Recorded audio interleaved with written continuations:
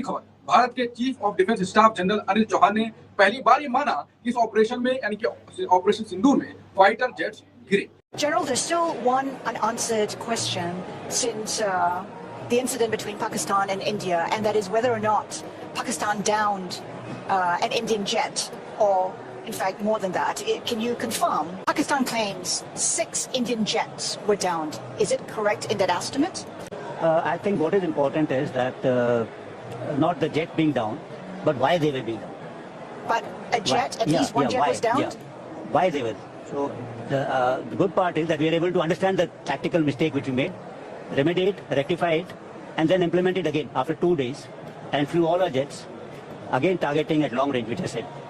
वो मोदी जो ऑपरेशन सिंदूर को सफलता की कहानी राज्य राज्य फैला रहे हैं, रैलियां कर रहे हैं, हर शहर जा रहे हैं, उनको इससे भारी नुकसान क्या पहुंचने वाला है। देखिए, सरकार नहीं चाह रही थी कि ये तथ्य सामने आए। भारतीय सेना भी इसको छिपा भी नहीं रही थी, बता भी नहीं रही थी, लेकिन अब चूंकि ये पहली बार स्पष्ट तौर पर CDS chief defence of staff ने ये स्वीकार किया है कि भारत को कई विमानों का नुकसान। मुबारक हो पाकिस्तानियों, जिस चीज़ का सबको इंतजार था आज वो दिन आ ही गया। भारत के मौजूद सबसे बड़े ओहदे पर बैठने वाले चीफ ऑफ डिफेंस स्टाफ ने मान ही दिया कि पाकिस्तान ने भारत के जहाज़ गिराए हैं।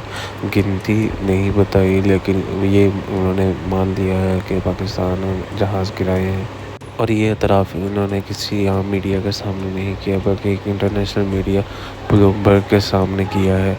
आगे चलते हैं, हम आपको वो ट्वीट दिखाते हैं जो कि ब्लूमबर्ग ने की थी अपने सोशल मीडिया पर। इस ट्वीट में ब्लूमबर्ग ये पूछ रही है कि जब से पाकिस्तान और इंडिया की जंग हुई है तो उसमें ये पाकिस्तान ने भारत का जहाज़ गिराया है। और इसके जवाब में जनरल ने ये कहा कि ये अहम नहीं है कि जहाज़ गिराया है, बल्कि ये अहम है कि जहाज़ क्यों गिराया है।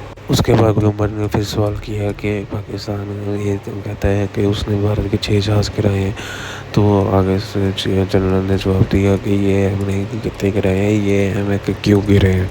तो अगर आपको ये वीडियो पसंद आई तो लाइक करें, सब्सक्राइब करें, शेयर करें, कमेंट करें। और आगे चलते हैं हम एक मज़ेदार सेटअप से की तरफ, जो कि भारत की मीडिया आपस में लड़ रहे हैं और उस पर डिस्कशन कर रहे हैं। उस वीडियो का आगे General, there's still one unanswered question since the incident between Pakistan and India, and that is whether or not Pakistan downed an Indian jet, or in fact more than that. Can you confirm? I think what is important is that not the jet being down, but why they were being down. But a jet, at least one jet was downed? Why they were. So the good part is that we are able to understand the tactical mistake which we made, remedy it, rectify it, and then implement it again after 2 days, and flew all our jets, again targeting at long range, which I said. Pakistan claims 6 Indian jets were downed. Is it correct in that estimate? Absolutely incorrect, and that is not information which I said is important. What is important is why they were down. That is more important for us. And what did we do after that? That's more important. आज की सबसे बड़ी खबर भारत के chief of defence staff general Anil Chauhan ने पहली बार ये माना कि इस ऑपरेशन में यानी कि ऑपरेशन सिंदूर में फाइटर जेट्स गिरे। उन्होंने कहा कि सवाल ये नहीं कि जेट गिरे, बल्कि क्यों गिरे, ये ज्यादा महत्वपूर्ण है। आखिर क्या है इस बयान के पीछे का सच, क्या छुपा है ऑपरेशन सिंदूर की इस कहानी में, और क्या मोदी सरकार को सेना ने ही फंसा दिया है। वो मोदी जो ऑपरेशन सिंदूर को सफलता की कहानी राज्य राज्य फैला रहे हैं, रैलियां कर रहे हैं, हर शहर जा रहे हैं, उनको इससे भारी नुकसान क्या पहुंचने वाला है। चलिए इसे समझने के लिए हम बात करते हैं वरिष्ठ पत्रकार मुकेश जी से, और वो समझाएंगे कि सेना ने पीएम मोदी के छुपे हुए राज को कैसे खोल दिया।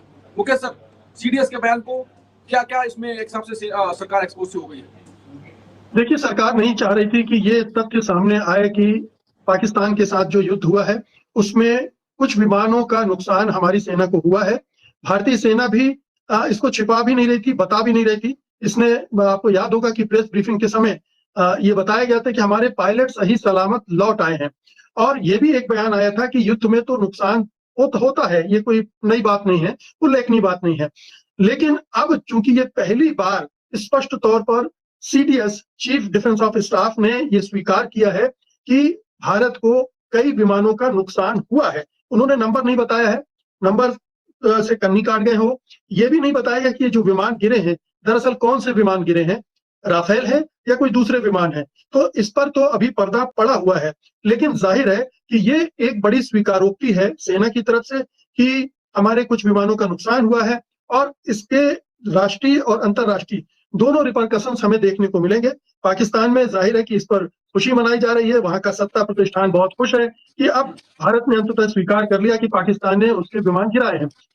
चीन के लिए भी बड़ी अच्छी खबर है, क्योंकि अंतर्राष्ट्रीय बाजार में, हथियारों के बाजार में ये संदेह बना हुआ था कि सचमुच में विमान गिरे हैं या यूं ही अटकलबाजियां चल रही हैं। तो अब इस पर मुहर लग गई है, तो उन दोनों के लिए अच्छा है, लेकिन भारत सरकार के लिए कतई अच्छा नहीं है, मोदी जी के लिए अच्छा नहीं है, क्योंकि मोदी जी तो इस पर पर्दा पड़ा रहे और इस पिछले 15 दिनों से वो जो शोर मचा रहे हैं, जीत गए ऑपरेशन